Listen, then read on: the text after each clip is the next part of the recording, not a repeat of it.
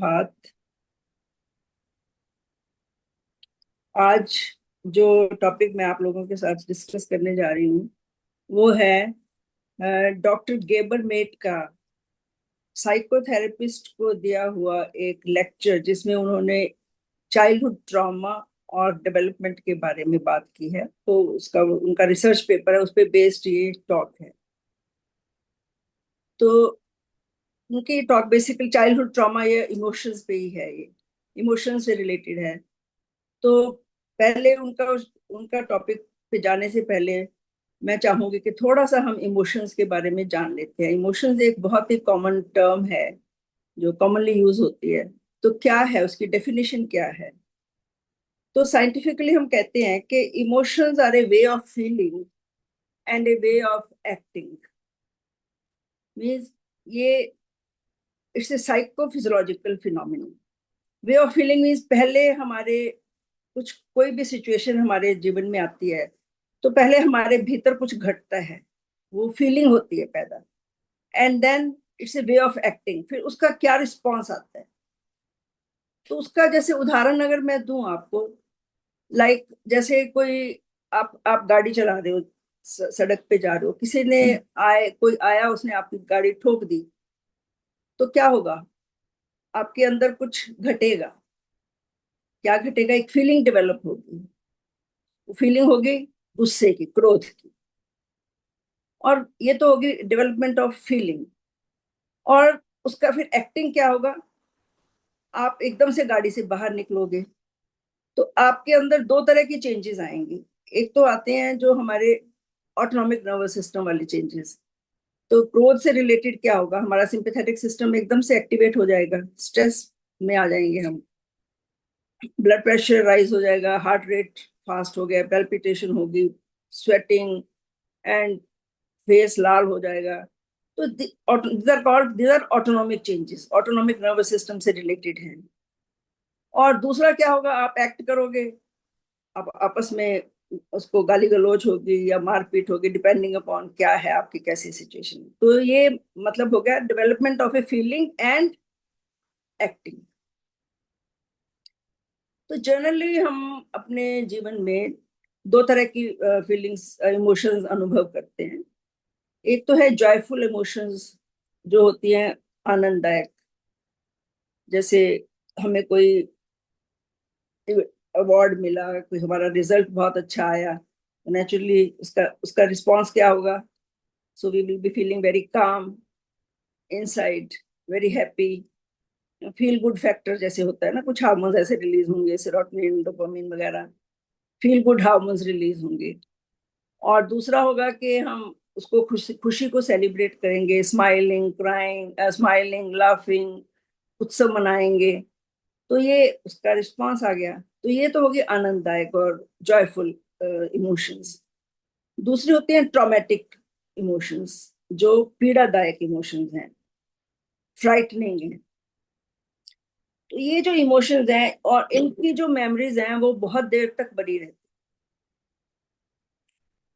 तो doctor Greg Braden एक जो है साइंटिस्ट हैं, स्पिरिचुअल साइंटिस्ट हैं, उनका कहना है, वो मानते हैं कि इनका जो बेसिक रीजन क्या है, जब कोई भी इमोशंस आती हैं तो उनके साथ एक केमिकल सब्सटेंस हमारी बॉडी में रिलीज होता है, जिन्हें कहते हैं न्यूरोपेप्टाइड वाई। न्यूरोपेप्टाइड एंड उसके बाद वाई।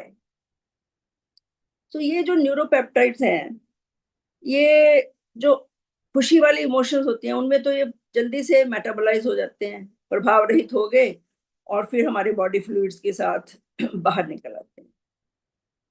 लेकिन जो ट्रॉमेटिक इमोशंस होती हैं उनमें ये न्यूरोपेप्टाइड्स जल्दी से मेटाबोलाइज नहीं हो पाते, और इसलिए ये लॉकडाउन हो जाते हैं हमारे टिश्यूज में, ऑर्गन्स में, ग्लैंड्स में। वहां पे ये लॉकडाउन हो जाते हैं और स्टोर हो जाते हैं। तो स्पेशली वो ऑर्गन्स जिन्हें हम ट्रॉमा के साथ रिलेट करते हैं, जैसे ग्लैंड्स हो गई, और हमारे ये जो वर्टिबल कॉलम के साथ जो हमारे स्पेशली जो एनर्जी चक्र हैं उनके साथ। तो उससे क्या है, वो चक्र हमारे ब्लॉक हो जाते हैं, डिसअलाइनमेंट हो जाती है। और यही जो है इन्हीं यही जो न्यूरोपेप्टाइड जो स्टोर हो गए, लॉकडाउन हो गए, ये फिर लेटर ऑन ये इन्फ्लेमेशन कॉज करते हैं। इन्फ्लेमेशन से फिर ये असाध्य रोगों में कन्वर्ट हो जाते हैं, परिवर्तित हो जाते हैं। तो ये जो बेसिक रीजन, मतलब थोड़ा सा मैं इसीलिए बताना चाहती थी कि हम जाने before we pass on to the exact topic. तो अब हम आते हैं डॉक्टर गेबरमैट के जो उनका जो रिसर्च पेपर है उस पे जो उन्होंने बोला है, जो टॉक दी है। तो डॉक्टर गेबरमैट जो है ये एक कैनेडियन फिजिशियन है। तो इन्होंने अपना 32 इयर्स का पीरियड हार्डकोर एडिक्ट्स के साथ इन्होंने बिताया है। और वो कहते हैं कि उन्होंने बहुत से बच्चों की जन्म प्रक्रिया में सहायता की, और उनके उनके मृत्यु के समय भी, और और बीच में भी उनके साथ उन्होंने बहुत क्लोजली उनको स्टडी किया है।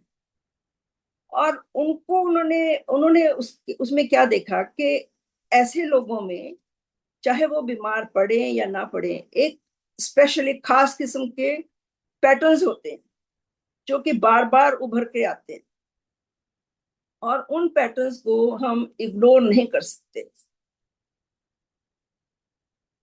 तो डॉक्टर गेबरमेट के अनुसार कोई भी रोग, चाहे मानसिक हो या शारीरिक, मानसिक जैसे anxiety, depression, addiction, bipolar illness वगैरह हो गए, जो कॉमनली नोन हम जिनको हम बात करते हैं, और शारीरिक जैसे जो कुछ long standing chronic diseases like rheumatoid arthritis, muscle pain, fibromyalgia उसे बोलते हैं, देन कैंसर, कोलाइटस, कोलन से रिलेटेड जो डिजीजेज हैं, मल्टीपल स्क्लेरोसिस, ये जो कुछ ऐसी शारीरिक, ये जो उन्होंने रोगों का वर्णन किया है, वो उनका एक महत्वपूर्ण कारण है चाइल्डहुड ट्रॉमा, मतलब बचपन बचपन की प्रताड़ना, उसके साथ संबंध उन्होंने बताया है। और उन्होंने ये मेंशन किया है कि जो अमेरिकन जर्नल ऑफ पीडियाट्रिक्स में भी इससे संबंधित उल्लेख हैं। और ऐसे वैज्ञानिक तथ्य हैं कि मानव विकास के लिए जैसा सामाजिक और भौतिक ढांचा या वातावरण चाहिए, अगर उसकी कोई कमी है, तो बचपन में तो जो लोग हैं अपनी अपने आप को, अपनी भावनाओं को भीतर दबाकर उसको झेल पाते हैं, उसको कोप अप कर लेते हैं। लेकिन बाद में यही तनाव जो है वो उनके शारीरिक और मानसिक रोगों का कारण बनते हैं। तो और उनकी जो लॉन्जिविटी है, मतलब जीवन अवधि जिसको हम बोलते हैं लॉन्जिविटी, उसको भी ये प्रभावित करते हैं।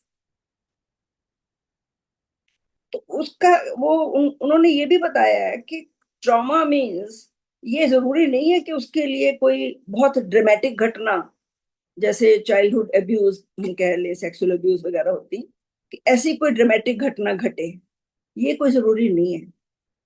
इवन जो एक ऐसी परिस्थितियां, अगर आप सपोज आप वंचित समाज से हैं, आपके पास कम क्षमताएं हैं, अभावग्रस्त हैं, तो आपकी एक संकुचित मन स्थिति बन जाती है, और आप अपने ऑथेंटिक सेल्फ में नहीं रह पाते। ऑथेंटिक सेल्फ मतलब ट्रू सेल्फ में नहीं रह पाते, और आप उससे कट जाते हैं, ट्रू सेल्फ से कट जाते हैं। So there is lack of self love. So ये उन्होंने एक, मतलब जो महत्वपूर्ण कारण उनके अकॉर्डिंग ये है। तो इससे रिलेटेड उन्होंने काफी उदाहरण दिए हैं, काफी केस स्टडीज बताई हैं। तो एक उन्होंने बताई, एक कैनेडियन महिला, डोना उसका नाम है, और उसके उसके पति का नाम हाय, और जो डॉक्टर उनको ट्रीट कर रहे थे वो हैं डॉक्टर हेरल्ड। तो डॉक्टर हेरल्ड ने उन्हें बताया कि डोना को ब्रेस्ट कैंसर है, लेकिन वो अपना अभी कोई ट्रीटमेंट नहीं करवा रही। वो कहती है कि मेरा तो लंप अभी छोटा है, अभी कहीं फैला भी नहीं है, तो मुझे इतनी जल्दी कुछ नहीं होने वाला। लेकिन जो इसका पति है, हाय, उसने अपनी पहली पत्नी को ब्रेस्ट कैंसर के वजह से खोया है। तो वो उसके मतलब उसकी इमोशनल नीड्स के प्रति ज्यादा उसकी अटेंशन है, बजाय उसको अपने अपनी बीमारी को छोड़कर वो अपने पति के लिए ज्यादा वरीड है, अपने आप को इग्नोर कर रही है। और ये उसके लिए ठीक नहीं है, क्योंकि नेचुरली लेटर ऑन उसके लिए अगर ये ज्यादा बड़ा हो गया, उसको तो अभी सर्जरी भी झेलनी है, कीमोथेरेपी झेलनी है, रेडियोथेरेपी भी करवानी है। तो ये उसकी हेल्थ के लिए एक बहुत बड़ा दुष्प्रभाव उस पे, उसकी हेल्थ पे जाएगा। तो मतलब ये है कि वो हम अपने आप को इग्नोर करते हैं, इस उदाहरण से उन्होंने ये बताया। अच्छा, दूसरा किस्सा उन्होंने बताया कि एक ओटावा में 72 इयर्स ओल्ड फिजिशियन थे, उनकी भी कैंसर से मृत्यु हुई। सिडनी नाम के फिजिशियन थे। तो उनका क्या था, वो अपने पेरेंट्स के साथ बहुत ज्यादा उनका अ, जुड़ाव था, बॉन्डिंग थी। तो वो पहले तो अपने काम के बाद वो जाते अपने पेरेंट्स के यहाँ, खाना खाते, डिनर करते उनके साथ। फिर बाद में घर आके अपनी पत्नी और बच्चों के साथ, जो कि उनका इंतजार कर रहे होते थे, उनके साथ एक और डिनर करते। तो उसके बाद में उसको पता चला कि उसको उनका वजन बढ़ता रहा।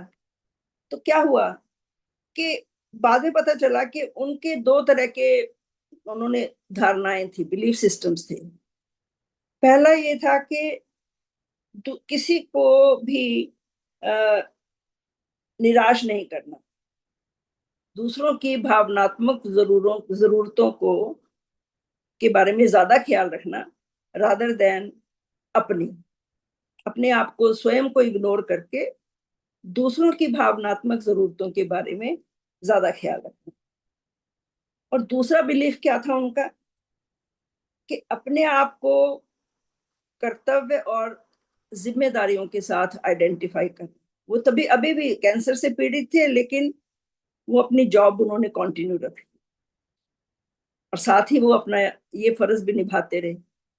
तो अपने आप को जिम्मेदारियों और कर्तव्य पालन के साथ आइडेंटिफाई करना, बजाय अपने ऑथेंटिक सेल्फ के। ऐसे ही एक और लेडी टीचर थी, उसको एक न्यूरोमस्कुलर डिसऑर्डर था, जिससे मसल जो है धीरे धीरे पैरालाइज होते रहते हैं, और वो नेचुरली उनका उसका काम करने की क्षमता कम होती रहती है। तो उस महिला टीचर ने नोटिस किया कि वो अब अच्छे से चल नहीं पाती है। शुरू शुरू में उसने, जब उसको कैसे पता चला, उसने नोटिस किया कि वो ठीक से चल नहीं पाती है। क्लासरूम में भी जब जाती थी तो वो चौक वगैरह उसको पकड़ने में, उससे उसको यूज करने में उसे मुश्किल आने लगी। लेकिन उसने कभी भी ट्रीटमेंट के लिए नहीं गई। तो बाद में पता चला, वो फिर जब एकदम बिल्कुल ही लाचार हो गई, तब उसने अपनी जॉब को छोड़ा। तो बाद में कहते पता चला कि उसके पति उसे जबरदस्ती हॉस्पिटल ले गया, और जब उसके पति को मालूम हुआ कि वह ज्यादा देर जिंदा नहीं रहने वाली, तो उसने दूसरी औरत से संबंध बना लिए। अब इस केस में क्या महत्वपूर्ण बात है कि ऐसे रोगी किसी की भी सहायता नहीं लेना चाहते। इवन जो हॉस्पिटल स्टाफ है, नर्सेज वगैरह हैं, उनकी भी हेल्प नहीं लेते। वो उनसे सम्मान पाना चाहते हैं, सम्मान और एडमिरेशन, मतलब वाह वाह वाह वाह। जैसे सब कहते हैं कि तुम तो बहुत स्ट्रांग हो, तुम बहुत खुश रहती हो।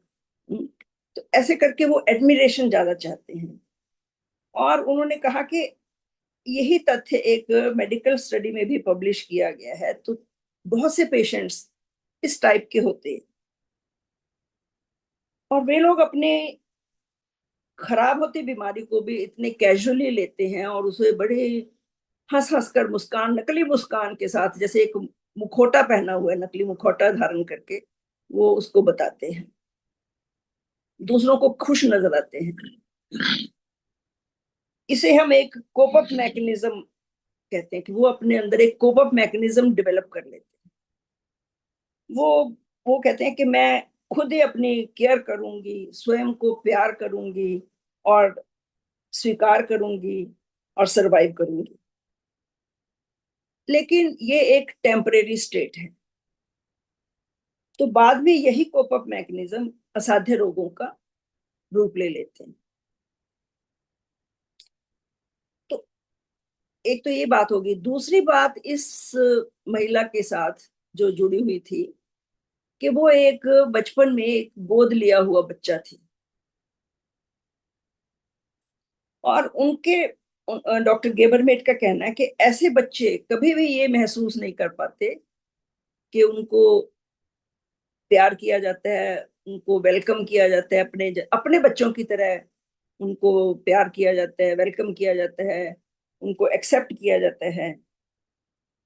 तो वो उनके उनके अंदर एक बड़ी डीप सेंस ऑफ रिजेक्शन होती है।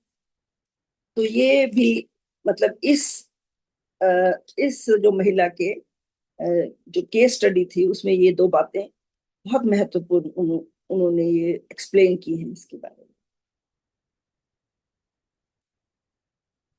तो एक्चुअली डॉक्टर गेबरमेट का मानना है कि अच्छे व्यक्ति जल्दी मर जाते हैं। उन्होंने एक पति का अपने पत्नी के बारे में किस्सा बताया। तो पति ने उनसे बात की कि उनकी पत्नी की मृत्यु 55 वर्ष की आयु में ब्रेस्ट कैंसर से हो गई थी। मतलब वो महिला कहते कितनी बहुत अच्छी थी, किसी से कभी झगड़ा नहीं करती थी, उसका उसकी कोई अपनी ईगो नहीं थी, हर परिस्थिति में खुद को ढाल लेती थी। तो लेकिन क्या, क्यों, ऐसा क्यों हुआ उसके साथ? उसका वो कहते हैं उसका मूल कारण है अपने हेल्दी एंगर को दबाना। तो जिससे हमारे इम्यून सेल्स की एक्टिविटी कम हो जाती है, इम्यून सेल्स सप्रेस हो जाते हैं। और ये बात लैब टेस्ट से भी प्रमाणित हुई है कि जो ऐसी ऐसी जो सिचुएशंस होती हैं, हमारे ये जो इम्यून सेल्स को वीक करती हैं। ये जो हेल्दी एंगर, उसको उन्होंने उसको कैसे समझाया, डॉक्टर गेबरमेट ने, कि हेल्दी एंगर का मतलब क्या है, कैसे समझाया। उन्होंने ऑडियंस में से एक महिला से कहा कि अब मैं तुम्हारी चेयर के पास खड़ा होकर लेक्चर दूंगा, और तुम्हें कुछ भी हो जाए यहां से हिलना नहीं है। तो वो जाके उसके चेयर के पास खड़े हो गए। धीरे धीरे धीरे धीरे उसके और करीब आते गए। उसको डिस्टरबेंस भी हुई उस लेडी को। तो फिर उन्होंने उससे पूछा, उस औरत से, महिला से, कि तुम्हारे अंदर कुछ घट रहा है, क्या इमोशंस हैं तुम्हारी, क्या तुम्हारे अंदर भय पैदा हो रहा है? अगर तो तुम्हारे अंदर भय पैदा हो रहा है तो उससे मुझे कोई फर्क नहीं पड़ेगा, तुम खुद ही अपने में सिकुड़ती रहोगी, मुझे कोई असर नहीं होगा उसका। या तुम मुझे दूर भगाना चाहती हो, उसके लिए तुम्हारे अंदर क्रोध आएगा, तो हो सकता है तुम मुझे धक्का दे दो। तो अगर तुम मुझे धक्का दोगी तो वो मेरी सेल्फ एस्टीम लो होगी, वो मेरे को अपने आप में छोटा महसूस करवाएगी, तो इसलिए मैं खुद ही पीछे हट जाऊंगा। लेकिन वो कहते हैं कि यही हेल्दी एंगर है। ऐसी परिस्थिति में अपनी सीमा रेखा सुरक्षा करना, ये तुम्हारा बाउंड्री डिफेंस मैकेनिज्म है। तो अब अगर तुम ये हासिल कर लोगी तो नेचुरली फिर तुम्हारा गुस्सा खत्म हो जाएगा। तो ये मतलब बहुत जरूरी फैक्टर है कि बाउंड्री डिफेंस, अपनी सीमा रेखा की सुरक्षा करना। तो इमोशंस का उन्होंने बताया कि इमोशंस का क्या रोल है, कि जो भी डेंजरस और टॉक्सिक है उसे दूर भगाना, और जो हेल्दी और फेवरेबल है उसे इनवाइट करना। यही इमोशंस का रोल है। और कहते हैं यही हमारे इम्यून सिस्टम का भी रोल है, हमारी बाउंड्रीज यानी सीमा रेखाओं को सुरक्षित रखना। जो बाहरी डेंजरस टॉक्सिन्स हैं, फॉर एग्जांपल जैसे भी हम कहते हैं कि बैक्टीरिया, वायरल इन्फेक्शंस, कोई टॉक्सिन्स हो गए, कुछ भी हो गया, तो हमारा जो इम्यून सिस्टम है वो फटाफट एक्टिवेट हो जाता है हमें सुरक्षा देने के लिए। और हेल्दी और न्यूट्रिशियस जो चीजें होती हैं उन्हें इनवाइट करते हैं, उन्हें अलाउ करता है। तो इसीलिए हमारे इम्यून सिस्टम को फ्लोटिंग ब्रेन भी कहा गया हुआ है, तैरता हुआ मस्तिष्क। इसके पास अपनी मेमोरी है, ये लर्न कर सकता है। हमारे पास मेमोरी टी सेल्स होते हैं, मेमोरी टी लिम्फोसाइट्स। ये लर्न कर सकता है, रिएक्ट कर सकता है, मीन्स बदला ले सकता है। एंटीबॉडीज वगैरह जो है हमारी बनती हैं तो नेचुरली, या ग्राफ्ट रिजेक्शन वगैरह जो होते हैं, ये सारी उसी प्रक्रिया में आ जाती है ना, बदला लेने की। सो मेमोरी सेल्स हैं इसमें, लर्न करता है और फिर बदला लेता है। तो अगर हम अपने इमोशंस को दबाते हैं तो दैट मीन्स हम अपने इम्यून सिस्टम को भी सप्रेस कर देते हैं। फॉर एग्जाम्पल वो कहते हैं, उन्होंने बताया कि अगर आपने अपने एंगर को दबाया तो कहाँ चला गया वो एंगर? कहीं चांद पे तो नहीं भाप बन के उड़ जाएगा, तो रहेगा तो वो आपके भीतर ही, और यही आपके विरुद्ध खड़ा हो जाएगा। ये आपके हम सबको ऑटो इम्यून डिजीजेस के बारे में पता है। We all know autoimmune diseases क्या होती है। वो हमने सबने सुना हुआ है, जैसे कि रूमेटाइड आर्थराइटिस है, हॉजकिंस डिजीज है, ये एक प्रकार का कैंसर है, मल्टीपल स्क्लेरोसिस है। तो जहां पे कि इम्यून सिस्टम अपने इम्यून सिस्टम आपको प्रोटेक्ट करने की बजाय आपके अपने ही बॉडी के हेल्दी सेल्स के विरोध में खड़ा हो जाता है, विरोध में हो जाता है, और उनको उनको डिस्ट्रॉय करके वहां पे वो रोग का कारण बन जाता है। इससे रिलेटेड उन्होंने एक बड़े महत्वपूर्ण तथ्य दिए। उन्होंने मल्टीपल स्क्लेरोसिस के बारे में बताया। वो मल्टीपल स्क्लेरोसिस जो है ये नर्वस सिस्टम की एक ऑटो इम्यून डिजीज है। तो उन्होंने एक ये तथ्य कोट किया कि 1940 में कनाडा के अंदर मेल फीमेल रेशो इस मल्टीपल स्क्लेरोसिस की 1:1 थी। मींस एक मेल तो एक फीमेल। लेकिन बाद में ये 1:3 हो गई, मतलब एक मेल और 3 फीमेल। तो इसका महत्वपूर्ण कारण क्या था? औरतों में क्यों ज्यादा हुई? औरतों में स्ट्रेस लेवल का बढ़ना, ये उन्होंने उसके बताया महत्वपूर्ण कारण। महिलाओं को अपने परिवार का स्ट्रेस एब्जॉर्बर कहा गया है। तो आजकल महिलाओं का परिवार के प्रति तो रोल नहीं बदला, लेकिन अब वो इमोशनल स्टेबिलिटी के लिए कमाने भी लगी हैं। तो उनका उसके साथ ही उन्हें ज्यादा आइसोलेशन, कम सपोर्ट, नेचुरली उससे स्ट्रेस लेवल्स और ज्यादा बढ़ गए हैं। तो ये मतलब ये बेसिक रीजन है कि क्यों महिलाएं, इस उन्होंने जो बताया कि क्यों महिलाएं ज्यादा स्ट्रेसफुल हैं और उनमें ऐसी ये ऑटोइम्यून डिजीजेस ज्यादा पाई गई। तो डॉक्टर गेबरमेट ने किसी का कहा हुआ एक कोट शेयर किया।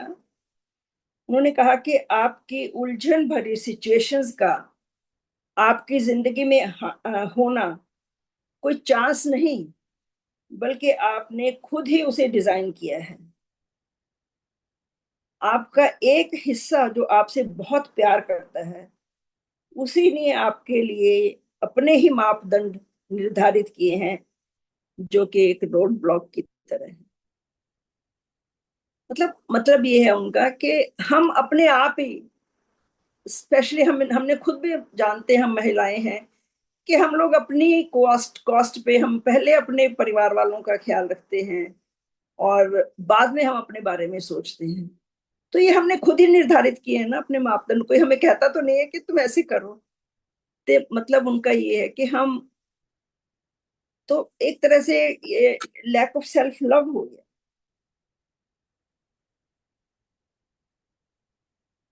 तो ये अब एक बहुत उन्होंने मुझे बहुत ही एक टचिंग सी बात लगी कि, और ये बिल्कुल ठीक भी है। और फिर वो कहते हैं कि अब दुर्भाग्यपूर्ण स्थिति ये है कि अब जब आपको समझ आती है तो अब आप बाहरी फैक्टर्स के आधार पर अपनी पर्सनैलिटी बदलना चाहते हो। जो अटेंशन जो आपको बचपन में नहीं मिली, अब आप वो पाना चाहते हो।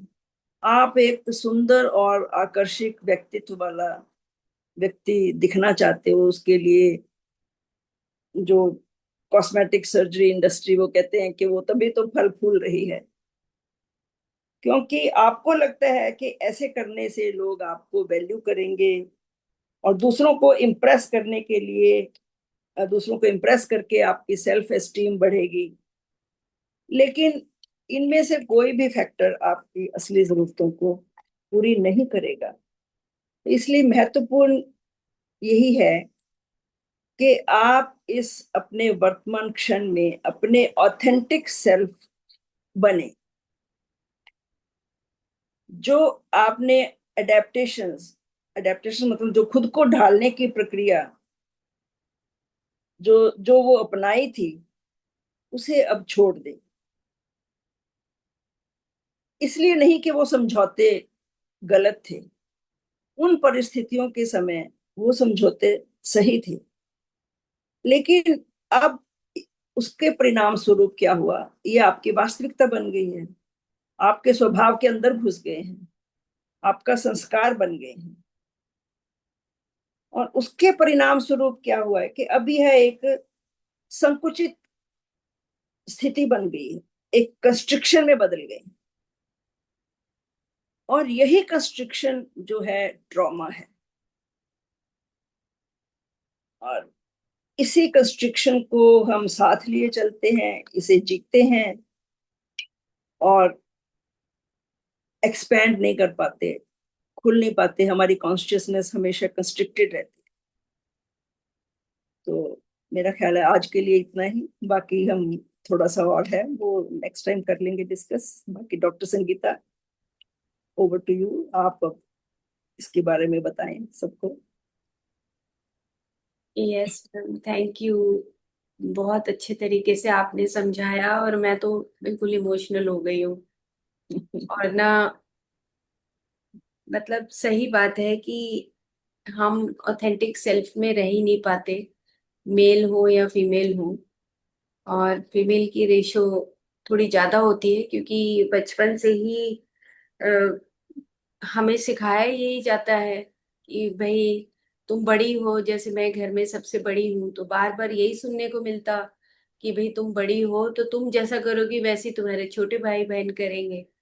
तो अब मैं जो चाहूँ वो मैं ना कर पाऊँ क्योंकि घर के सब कहें कि तुम बड़ी हो तो तुम्हें तुम्हें तो बिल्कुल सही रहना चाहिए, तुम्हें तो टाइम से उठना चाहिए, तुम कोई गलत बात नहीं कर सकती, तुम कोई बर्तन नहीं तोड़ सकती, तुम ऐसा नहीं कर सकती। तो जो बचपन है ना, ऐसे मतलब लगता है कि अब फील होता है कि ना हमारा ऑथेंटिक सेल्फ तो कहीं दूर चला जाता है।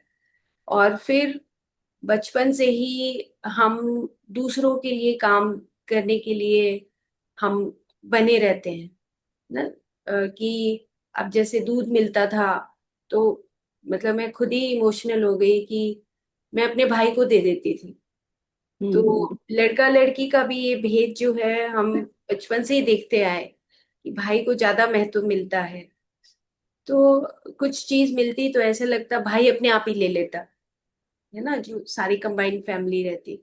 तो हम कहीं ना कहीं अपने ऑथेंटिक सेल्फ में बचपन से ही ज्यादातर महिलाएं उसमें होता है कि हम दूसरों के लिए क्या करें, फिर शादी हो जाती है। तो शादी के बाद चाहे हम कितनी पढ़ाई कर लें, उसके बावजूद भी हमें ये रहता है कि हम अपने बच्चे की केयर अपने आप को भूल के दूसरे की केयर करते हैं। लेकिन इसमें जो आपने बताया, मैं लिख रही थी कि जो हमारे न्यूरोपेप्टाइड्स की बात आपने बताई, कि मतलब एक साइंटिफिकली हम सबके लिए एक सीखने वाली बात ये है कि हमारे अंदर बदलाव होते हैं, है ना। एंडोक्राइन सिस्टम में बदलाव होते हैं, हमारे इम्यून सिस्टम में बदलाव होते हैं। तो वो कितने डेंजरस हैं कि हम कर बिल्कुल। तो लेते हैं, जैसे आपने अब एग्जाम्पल दिया, आपने बहुत अच्छे तरीके से समझाया कि जैसे गैबर मेटे का जो एग्जाम्पल्स उन्होंने दिए, कि कई बार हम अपने आप में ही एक एरिया बना लेते, बाउंड्री बना लेते कि नहीं नहीं, कोई आके हेल्प करना भी चाहे तो भी वो, जैसे उस बिल्कुल। पेशेंट की बात बताई कि बहुत अच्छा। वो कहेगा रिजेक्शन, कि नहीं नहीं मैं खुद कर लूंगी, नहीं नहीं मुझे जरूरत नहीं है, मुझे तुम्हारे सहारे की जरूरत नहीं। ऐसा मतलब ऐसा भी होता है। तो और अ, उससे क्या होता है कि हम एक बाउंड्री बना लेते हैं, हम अपनी एक शेल में रहने लगते हैं, और वो ही हमारा इम्यून सिस्टम सप्रेस करता है। फिर वो इम्यून सिस्टम जैसे ही सप्रेस होगा तो ऑटो इम्यून जैसे डिजीजेस हमारे अंदर आ जाती है। जैसे आपने कहा कि अब अगर मान लो कि मैं अपने आप को सप्रेस कर रही हूँ और उससे हमारे कुछ हार्मोन्स डिसबैलेंस हो रहे हैं, तो कहीं ऊपर तो जाएंगे नहीं, वो तो अंदर ही रहेंगे। मतलब हमारे एक मेरे हस्बैंड के एक फ्रेंड है, उनकी वाइफ कैंसर से चली गई। तो दो बच्चे, दोनों बहुत अच्छी जॉब करते थे, और दोनों बच्चों में झगड़ा हो गया कि पापा की वजह से मम्मा चली गई। तो मेरे पास आए थे काउंसलिंग के लिए, बहुत कई साल की बात हो गई, 3-4 साल की बात हो गई।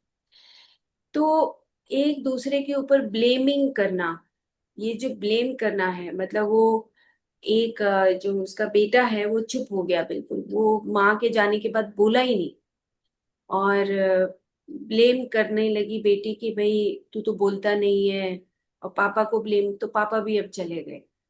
तो ये जो ब्लेमिंग गेम भी आपने कहा ना, और इस तरह से ना हम अपने आप को भी और अपने सराउंडिंग में जो हमारे फैमिली मेंबर्स हैं, वो दोनों तरफ से तकलीफ में होते हैं।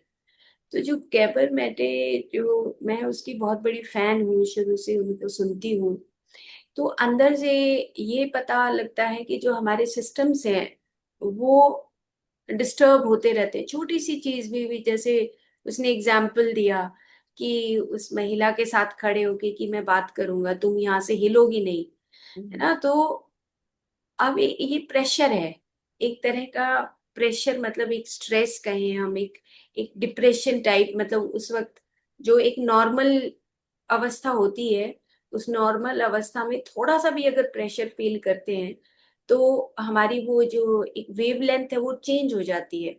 और वो वेव लेंथ जो चेंज होती है उसमें कहीं ना कहीं उसको हम प्रेशर कहें, डिप्रेशन कहें, स्ट्रेस कहें, उसके बाद वो धीरे धीरे फिर वो हमारे ऊपर हावी होने लगती है, हमारे सिंपैथेटिक सिस्टम में आने लगती है, और उसके बाद फिर हमारे वो पैटर्न्स में आ जाती है। जैसे हम हार्ट कोहेरेंस में पढ़ रहे हैं कि बीट टू बीट, एक बीट है और दूसरी बीट है, उसके बीच में जो इंफॉर्मेशन हम बार बार लेते हैं, तो उसमें जो बदलाव आता है उससे हमारे हार्ट के अंदर उस बीट के बीच में जो इंफॉर्मेशन है उसमें फ्लक्चुएशन होते हैं, और विद इन सेकेंड पता नहीं कितने टाइप के हार्मोन्स रिलीज होते हैं।